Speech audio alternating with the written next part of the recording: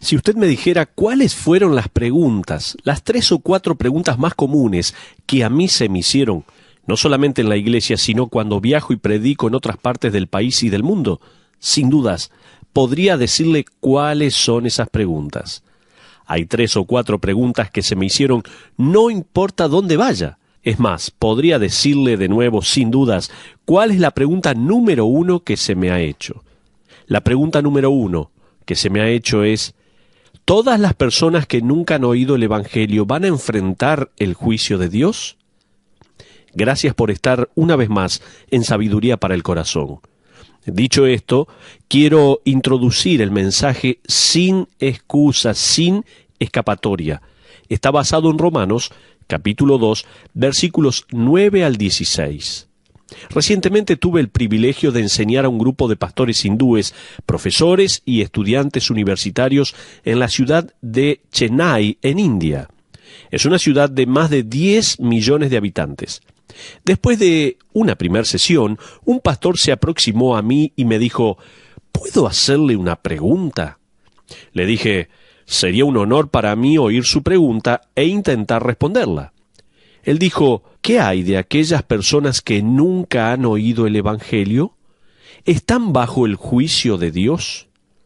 Pensé, aún en la India, esa es la pregunta que inquieta a los cristianos también.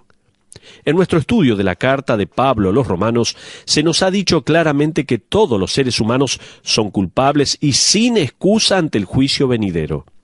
Así ellos hayan oído el Evangelio o no, estarán de pie ante Dios sin excusa. Y recuerde, no tienen excusa ante Dios no por lo que ellos no supieron, sino por lo que supieron y aún así rechazaron aceptar. Pero avanzando en este estudio, permítame darle 4 razones por las que no hay excusa. Si usted puede, tome nota por favor. Es una muy buena costumbre tener siempre al lado de nuestra Biblia un anotador, una hoja de papel, algún bolígrafo, un lápiz, algo para tomar nota de las cosas que vamos aprendiendo de la palabra de Dios. Sigamos entonces con la primera razón por la cual nadie, absolutamente nadie, tiene excusa delante de Dios. La primera razón que todo el mundo está sin excusa, se nos ha dicho en el capítulo 1, es esta creación inimaginable. El mundo lo ha visto o sentido con sus sentidos.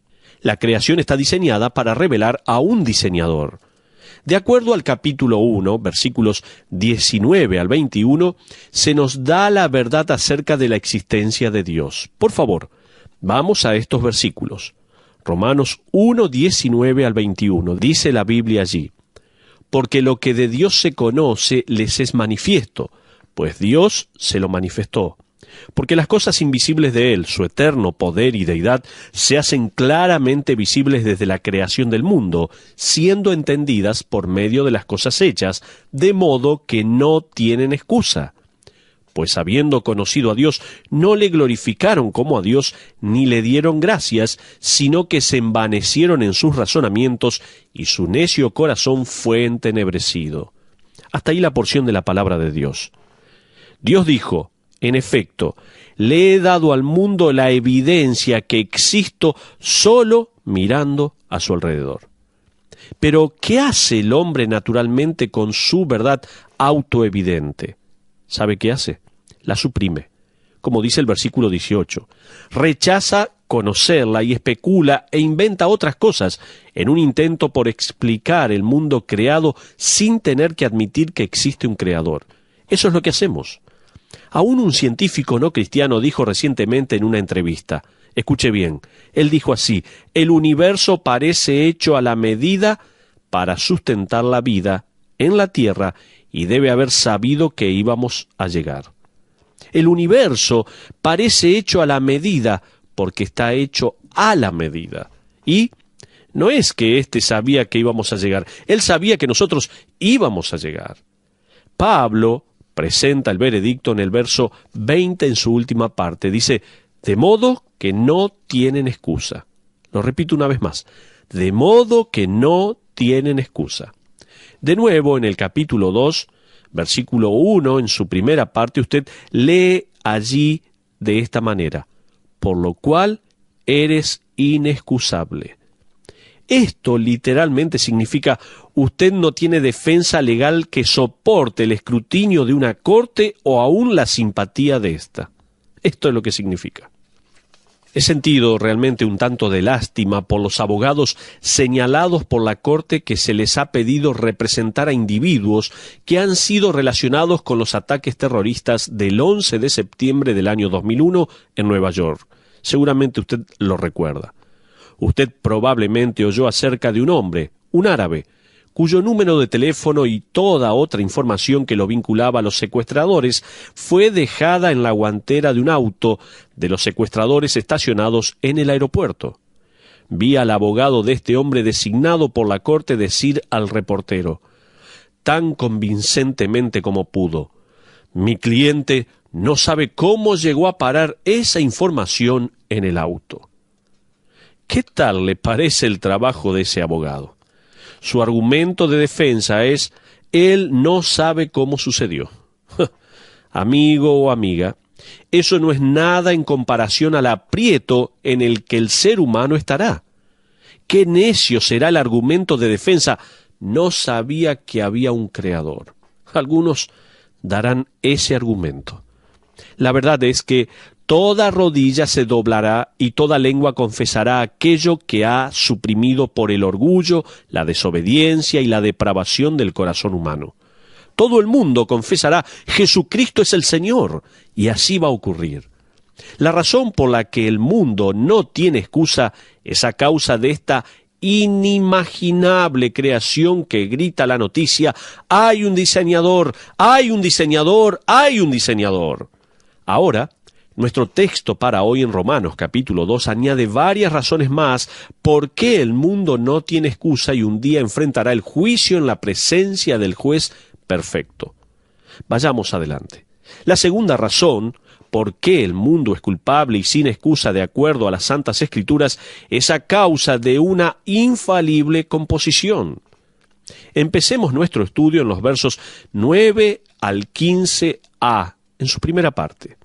Dice la Biblia así: tribulación y angustia sobre todo ser humano que hace lo malo, el judío primeramente y también el griego, pero gloria y honra y paz a todo el que hace lo bueno, al judío primeramente y también al griego, porque no hay acepción de personas para con Dios, porque todos los que sin ley han pecado, sin ley también perecerán, y todos los que bajo la ley han pecado, por la ley serán juzgados, porque no son los oidores de la ley los justos ante Dios, sino los hacedores de la ley serán justificados. Hasta ahí la lectura por ahora. Recuerde, el contexto en estos versículos no es salvación, sino juicio. Recuerde eso. La base para la salvación es fe. La base para el juicio es obras. Esto tiene que quedar bien claro. La base para la salvación es fe, la base para el juicio es obras. Dice la Biblia: porque cuando los gentiles que no tienen ley hacen por naturaleza lo que es de la ley, estos, aunque no tengan ley, son ley para sí mismos, mostrando la obra de la ley escrita en sus corazones. Dios ha escrito su ley en los corazones de cada ser humano. Esto es así. En otras palabras, cada hombre y mujer, niño y niña conoce la diferencia entre el bien y el mal intuitivamente. Dios ha redactado la verdad básica de su ley moral en el corazón de cada uno. Entonces, el hombre que nunca leyó "no robarás", cuando él roba, sea atrapado o no, sabe que ha hecho algo malo. La mujer que nunca leyó "no dirás falso testimonio", sabe intuitivamente que está mal cuando dice una mentira. Estuve hojeando la edición de una revista de deportes de septiembre del año 2001 y llegué a un artículo titulado de esta manera, escuche bien: mentir es antiguo problema en los deportes de los chicos. Ese era el título. En un mundo donde nada es verdad absoluta, donde la moralidad es algo a ser determinado por el individuo y donde lo correcto y lo incorrecto es subjetivo, encontré que el párrafo inicial era muy irónico. El artículo empieza así, escuche bien. Hay un antiguo dicho en el béisbol. Este es el dicho. Eso no es hacer trampa a no ser que te atrapen. Este es el dicho. La verdad, sin embargo, es que así usted sea atrapado o no, hacer trampa es siempre trampa y está mal. Los padres y entrenadores de los deportistas que sortean las reglas, sea para asegurar la victoria o para darles a sus niños ventajas extras, están violando la ley más fundamental del deporte, que es: todos deberían jugar limpiamente. Hasta ahí lo que dice este artículo. Le pregunto, ¿notó algunas palabras de este artículo? Como hacer trampa está mal, ley fundamental, la verdad es, y también hasta concluye su artículo diciendo de esta manera, escuche bien, una victoria, no importa cuán grandiosa sea, siempre se siente vacía si el ganador sabe que hizo trampa. Si usted compite y hace trampa, esté preparado para sufrir las consecuencias. Así termina este artículo. ¿Cómo es que el corazón humano no puede disfrutar la victoria cuando ha mentido o hecho trampa o engañado en su forma cómo llegó a ganar? ¿Por qué es esto? ¿Cómo es que un hombre puede hablar acerca de la verdad y las consecuencias y la ley fundamental? Porque él y cada persona en el planeta siempre ha sabido que mentir está mal, y hacer trampa está mal, y asesinar está mal, y adulterar está mal, y robar está mal, y así sucesivamente. ¿Cómo lo saben?, nos preguntamos. Pablo dice en Romanos capítulo 2, versículo 15, guiado por el Espíritu Santo de Dios, que Dios ha escrito una copia de la ley en cada corazón humano. Dice así: cada vez que un hombre admite lo que es correcto e incorrecto, revela que, aun sin una copia de los 10 mandamientos, tiene una copia de la ley dentro de sí. Usted puede ir a cualquier parte del mundo y descubrirá que el ser humano ha creado formas no solamente de cumplir esta ley, sino de castigar a los ofensores de la ley. El ser humano también surge con formas de expiación, compensación por el hecho de no haber cumplido la ley, etcétera, etcétera, etcétera. Adorar a los espíritus, sacrificar animales, intentando vivir vidas morales, hacer ídolos e inclinarse a ellos, recluirse de la sociedad, tratar de lograr disciplina física y mental. Estas son algunas de las maneras en que el hombre trata de lidiar con el hecho que él conoce, instintivamente, la ley, y sabe instintivamente que ha quebrantado esa ley. He visto a un sacerdote hindú entrar en las mugrientas aguas del río Ganges en la India y quitarse su taparrabos y luego lavarse a sí mismo desde la punta de su cabeza hasta la punta de sus pies en su intento de lavarse de sus pecados. Este es el argumento de Pablo. Él dice: en efecto, todos han violado esa ley, escrita por Dios en sus corazones, la cual instintivamente saben que es la verdad y llegan a ser ley para ellos mismos. Entonces, el mundo es culpable y sin excusa a causa de una inimaginable creación y a causa de una infalible composición de verdad divina escrita en sus corazones. Recuerde, estamos viendo 4 razones por las que no hay excusa. Dijimos, en primer lugar, no hay excusa por la creación inimaginable que nos está demostrando que hay un Dios.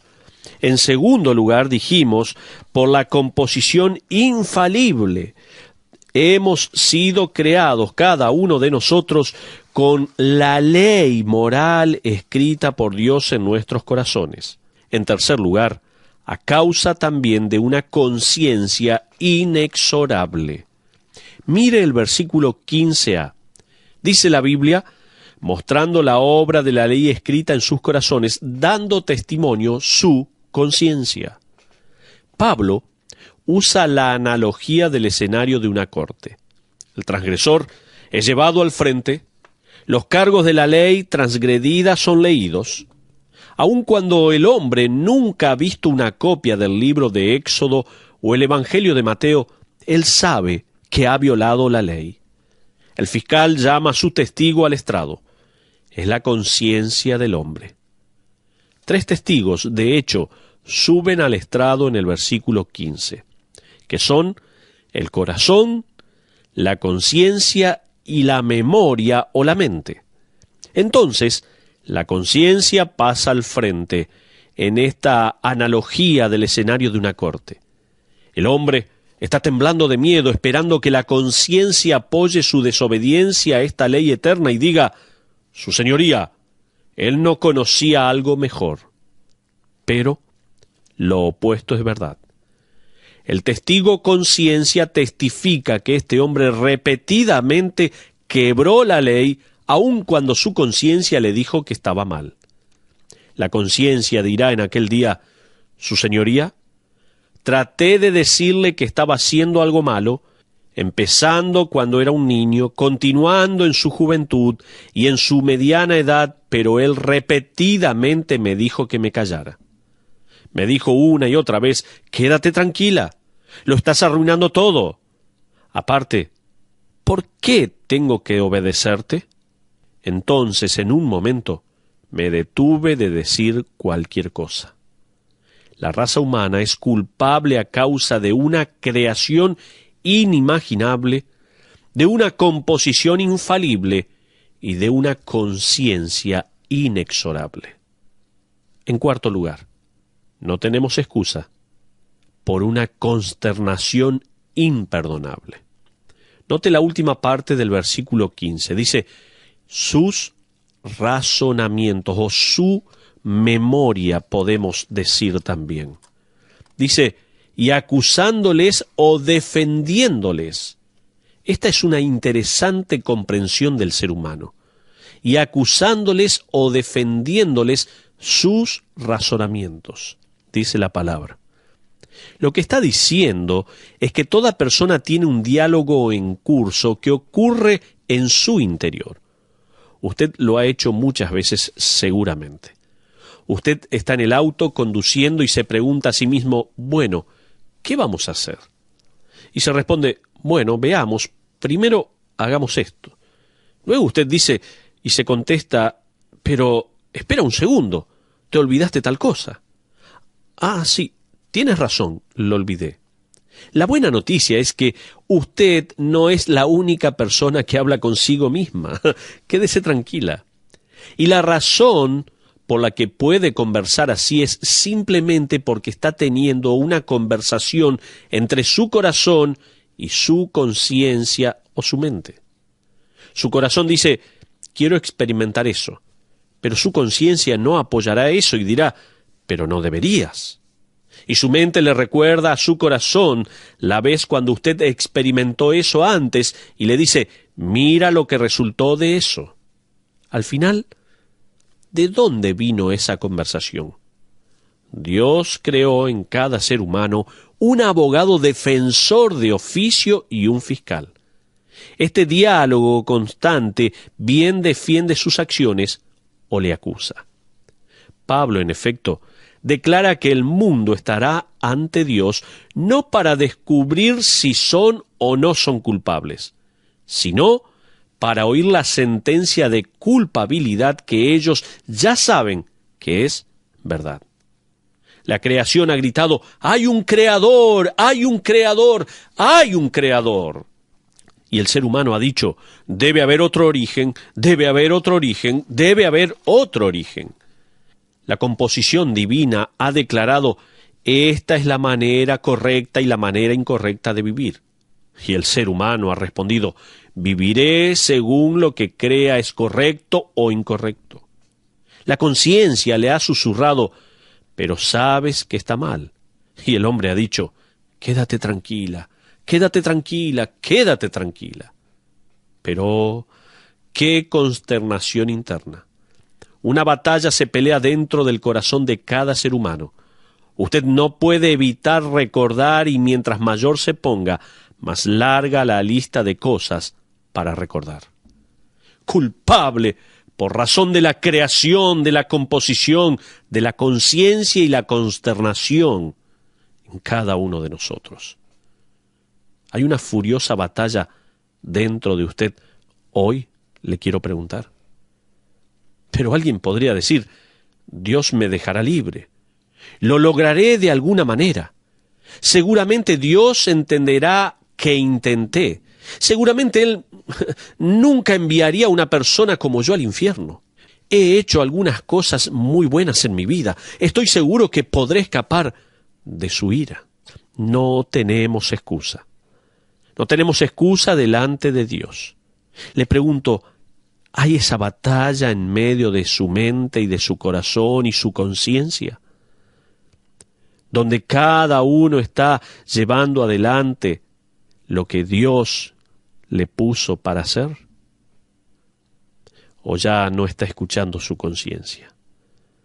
Tal vez es el momento para pedir perdón al Señor. Estamos viendo a través de la palabra de Dios que no tenemos excusa delante de Dios. 4 razones por las cuales no hay excusa delante de Dios. Por una creación inimaginable, en primer lugar mencionamos. En segundo lugar, una composición infalible. En tercer lugar, estábamos mencionando que no tenemos excusa por una conciencia inexorable. Y en el cuarto y último lugar, estuvimos mencionando que hay una consternación imperdonable dentro de nosotros. ¿Cómo está esa conversación en su interior?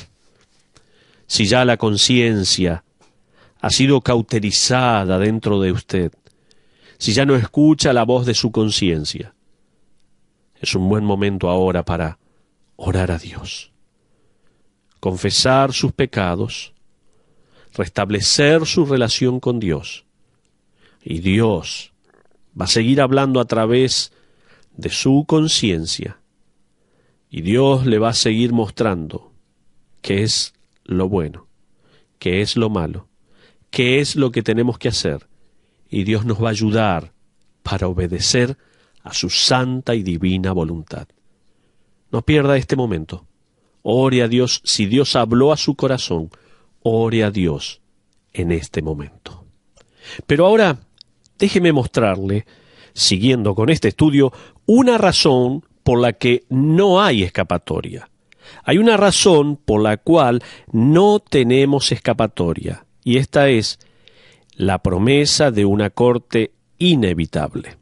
Mire el versículo 16, por favor, de Romanos capítulo 2, versículo 16. Dice la Biblia, en el día en que Dios juzgará por Jesucristo los secretos de los hombres conforme a mi evangelio. Pablo dice, en el día. ¿A qué día se refiere? ¿Cuándo es ese día? Él ha venido hablando en términos generales a lo largo de este párrafo. ¿A qué juicio podría estar refiriéndose donde todos los culpables estarán de pie ante Dios? ¿A qué momento, a qué día, a qué juicio se refiere? Vaya conmigo, por favor, acompáñeme, Apocalipsis, capítulo 20, versículos 11 al 15. ¿Qué nos dice la palabra de Dios allí? Si usted tiene su Biblia, por favor, busque Apocalipsis 20, 11 al 15, donde la Biblia dice esto. Y vi un gran trono blanco, y al que estaba sentado en él, de delante del cual huyeron la tierra y el cielo, y ningún lugar se encontró para ellos. Y vi a los muertos, grandes y pequeños, de pie ante Dios, y los libros fueron abiertos, y otro libro fue abierto, el cual es el libro de la vida, y fueron juzgados los muertos por las cosas que estaban escritos en los libros, según sus obras.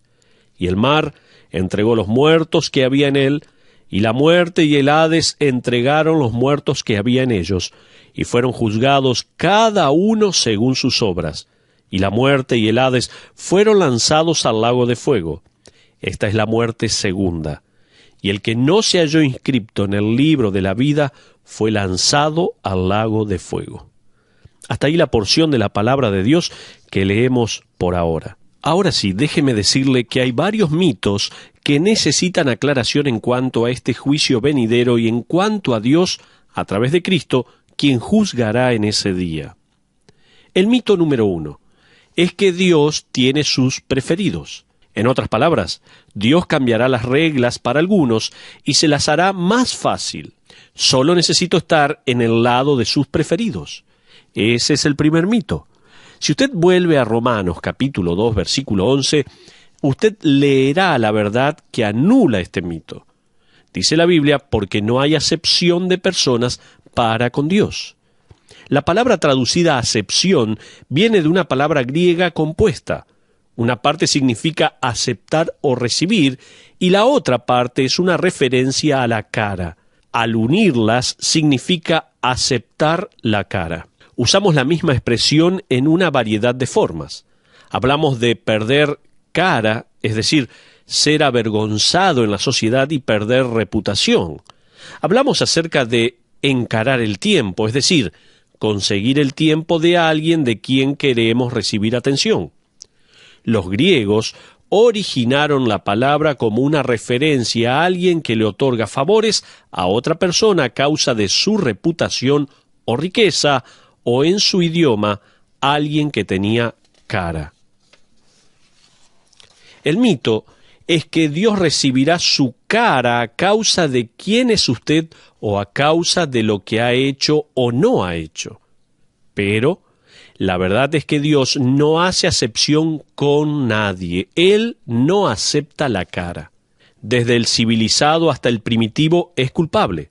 Desde el educado hasta el iletrado es culpable. Desde el rico hasta el pobre es culpable. Desde el prestigioso hasta el criminal es culpable. Desde el joven hasta el anciano es culpable.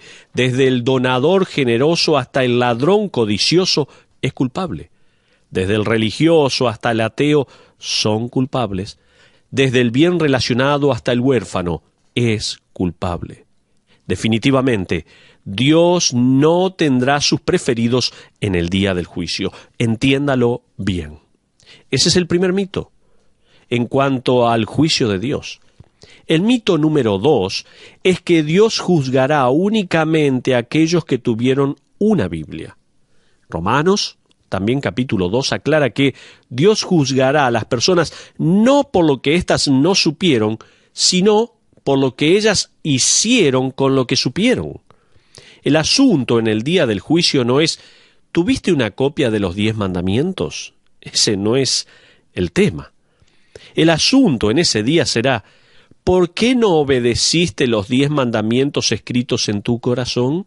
Ese va a ser el asunto. Permítame señalar algo en el verso 12 donde leemos esto. Porque todos los que sin ley han pecado, sin ley también perecerán. Y todos los que bajo la ley han pecado, por la ley serán juzgados. La palabra para pecado está en un tiempo verbal que existe en el idioma griego, es el tiempo aoristo. Es decir, no se refiere al hecho que el incrédulo ha pecado un poco aquí y otro poco allá. La palabra significa que el pecado es su elección en la vida. William R. Newell lo tradujo de otra manera para enfatizar el tiempo del verbo. Su traducción dice así, escuche bien, porque todos los que hicieron una elección de vida de pecado serán juzgados por la ley. Lo repito una vez más, es muy claro y muy concreto. Su traducción dice, porque todos los que hicieron una elección de vida de pecado serán juzgados por la ley. No es que la gente no conoce algo mejor, es que ellos lo saben internamente, intuitivamente, pero de todas maneras eligen el pecado como una forma de vida. De esta forma, queda destruido este segundo mito. Dijimos algunos mitos acerca del juez perfecto.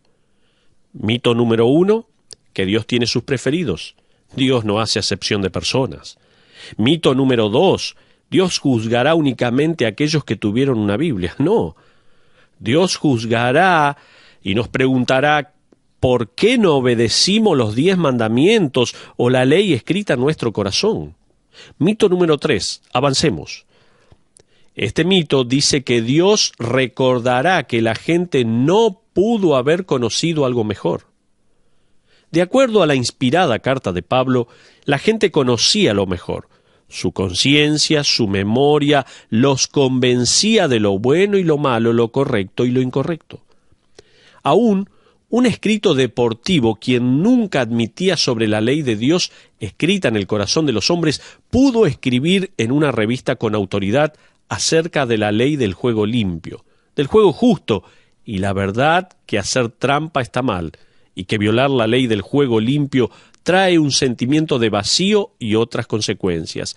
¿Recuerda esa ilustración que vimos en el día de ayer? Aún en los deportes se sabe que el hacer trampa está mal.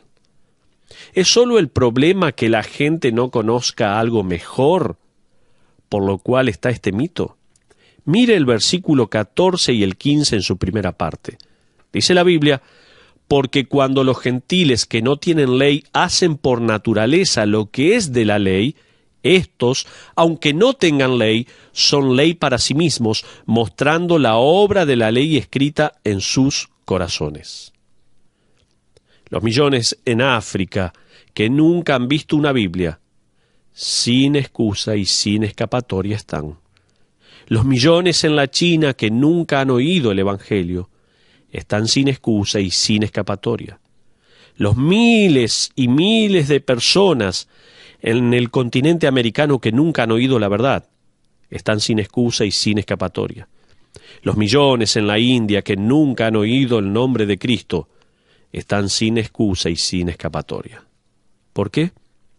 Porque aún sin la verdad escrita en sus idiomas, ellos tuvieron la verdad escrita en sus corazones.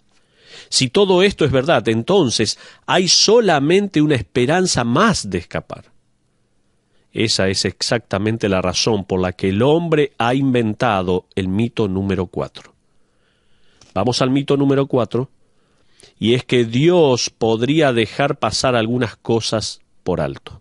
Esta es la última instancia de defensa del ser humano.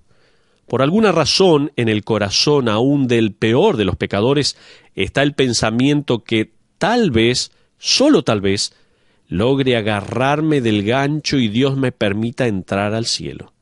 Pero este es un mito. La verdad es aún más horrible. El versículo 16 nos dice que en el día en que Dios juzgará aún, escuche bien, los secretos de los hombres. Dios juzgará no solo los pecados obvios, no los pecados de los cuales todos supimos, ni siquiera los grandes pecados que admitimos, ni siquiera los pequeños pecados que supimos poner a un lado y sobre los cuales racionalizamos. No. Dios va a ir aún más allá de todo eso y sacará a la luz todos los secretos, las motivaciones, los pensamientos, los sueños y los deseos. En este juicio, Dios vaciará el closet de cada individuo. Dios sacará todo a la luz. Qué tremendo va a ser en ese momento. Qué tremendo va a ser ese día del juicio. Hebreos capítulo 4, versículo 13 dice: y no hay cosa creada que no sea manifiesta en su presencia. Antes bien, todas las cosas están desnudas y abiertas a los ojos de aquel a quien tenemos que dar cuenta. ¿Escuchó bien? Hebreos 4:13, lo vuelvo a leer, dice: y no hay cosa creada que no sea manifiesta en su presencia. Antes bien, todas las cosas están desnudas y abiertas a los ojos de aquel a quien tenemos que dar cuenta. Hasta este punto, Pablo no nos dice lo que es el Evangelio. Eso viene después en el capítulo 3. Gracias a Dios por el Evangelio. Pero por ahora Pablo ha demostrado que todos somos pecadores, todos somos culpables, todos estamos condenados, todos estamos sin excusa y no hay escapatoria del juicio de Dios. Todos nosotros tenemos secretos que nunca quisiéramos que otros sepan y que Dios los revelará todos y nos juzgará. Usted no tiene ninguna excusa, mi amigo. Usted no tiene ninguna forma de escapar. En los días de Pablo había la creencia en la diosa de la justicia. Escuche esto. era retratada como una mujer que tenía una venda sobre sus ojos, de manera que no pudiese ver a la persona que venía ante ella al juicio. Así era imparcial. Llevaba un conjunto de balanzas simbolizando el hecho que la justicia sería administrada con absoluto equilibrio, equidad y precisión. En su otra mano llevaba una espada que no tenía vaina, significando que estaba lista para matar a todos los culpables de igual manera. ¿De dónde los griegos sacaron la figura de una jueza perfecta como esa? ¿Sabe dónde? Estaba escrita en sus corazones. En la corte de la verdadera y perfecta justicia no hay excusas, no hay escapatoria. Espero que esto quede bien claro. Un pedazo de una carta fue descubierta por los arqueólogos. Data de finales del siglo II y es evidente que es una carta de un creyente a un no creyente. El nombre del creyente es Teófilo y vivía en Antioquía. El nombre de su incrédulo amigo es Autólico. No sé si Teófilo tenía Romanos capítulo 2 abierto ante él mientras estuvo escribiendo estas palabras, pero son increíblemente similares. Él escribió a su amigo de esta manera, escuche bien: a los incrédulos y menospreciadores que no obedecen a la verdad, sino a la injusticia, cuando hayan sido llenos de adulterio y fornicaciones y obscenidades y codicias e ilegales idolatrías, habrá enojo e ira, tribulación y angustia, y al final fuego eterno los poseerá. Me pediste que te mostrara mi Dios, este es mi Dios, y te aconsejo que temas y confíes en Él. Esto es lo que un creyente del segundo siglo le escribió a un amigo que no conocía a Dios. Yo diría amén a eso, mi amigo, y añadiría este pensamiento: usted no puede esconderse de Dios. El primer pecado en la historia humana fue la desobediencia de Adán y Eva. La Biblia nos dice que después que ellos pecaron, se escondieron de Dios. ¿Se acuerda ese pasaje? Esa es la primera vez que se ve la palabra esconder en la Biblia. Cuando Dios los llama a salir de su escondite, ellos dicen que se escondieron porque tuvieron miedo. Esa es la primera vez que aparece la palabra miedo en la Biblia. Desde ese entonces, el ser humano ha intentado esconderse de Dios en temor por culpa de sus pecados. Mi amigo, usted no puede esconderse de Dios, pero puede esconderse en Dios a través de Jesucristo, el Cordero que recibió la ira de Dios en lugar suyo. Aquel que recibió el castigo por usted, cuya copa fue llena de su pecado contra un Dios santo, y en la cruz Cristo llevó la copa a sus labios y bebió su mordaz condenación. Esa es la historia más maravillosa que jamás se nos haya contado. La historia de Jesucristo, aquel Hijo de Dios perfecto que vino a este mundo, que no se halló engaño en su boca, que no cometió ningún pecado, como dice la Biblia, pero que tuvo que morir en la cruz por tus pecados, por mis pecados. Allí en la cruz, Jesucristo no estaba pagando por sus pecados, porque Él no era pecador. Él estaba pagando por nuestros pecados. Y Él efectuó el pago completo de todos nuestros pecados, pasados, presentes y futuros.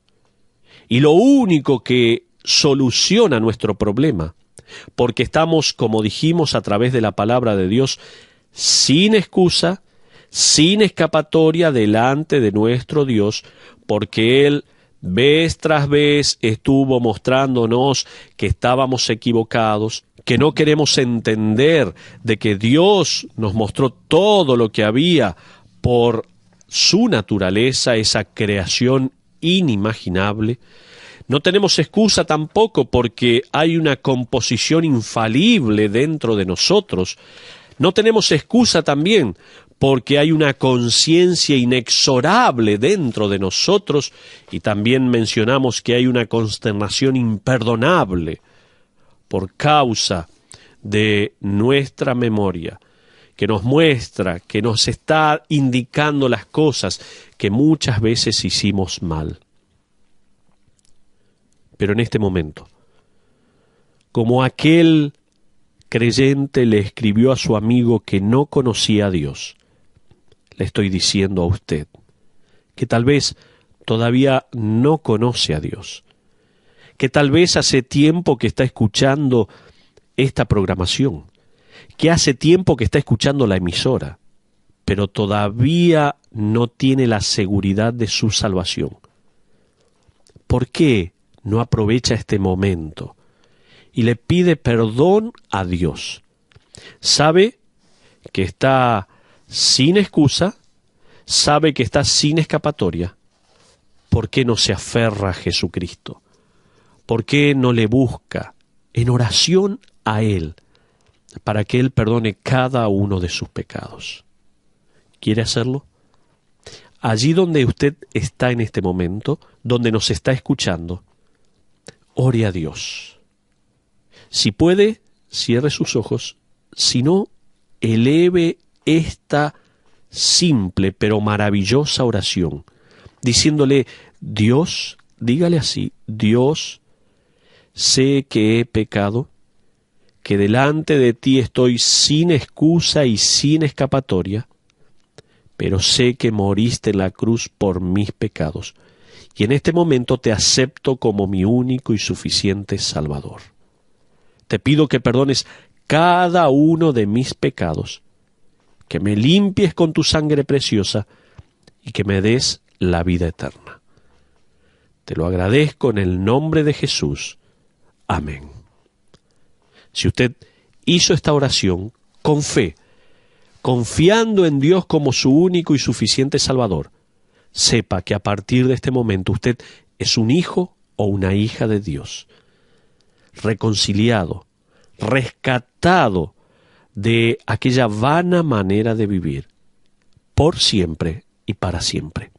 Para nosotros sería un placer escuchar de usted, saber que usted hizo esta oración, y si en algo podemos ayudarle, por favor, comuníquese. Estamos para servirle. Que Dios le bendiga ricamente.